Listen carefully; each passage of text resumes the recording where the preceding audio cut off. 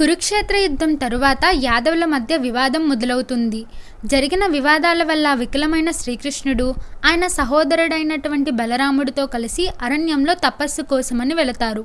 అదే సమయంలో సముద్రంలో వచ్చిన సునామీ కారణంగా ద్వారకా నగరం మునిగిపోతుంది. శ్రీకృష్ణుడు అడవిలో తపస్సు చేస్తుండగా అడవిలో వేటకు వచ్చిన బాలి అనే రాజు పొదలలో జ్ఞానంలో ఉన్న శ్రీకృష్ణుడిని జింకగా భావించి బాణం వదులుతారు. ఆ బాణం నేరుగా శ్రీకృష్ణుడి పాదంలో దిగుతుంది. అది శాపవశాత్తు జరిగిన సంఘటన అని పురాణాల్లో చెప్తుంటారు. త్రేతాయుగంలో మిత్రుడు సుగ్రీవుడి కోసం వానర రాజు అయినటువంటి వాలిని పొదల చాటున ఉండి బాణం వేసి సంహరిస్తారు శ్రీరాముడు. తిరిగి ద్వాపర యుగంలో వానరరాజు వాలి బాలిరాజుగా జన్మించి శ్రీకృష్ణుడిపై బాణం వేయటం జరుగుతుంది.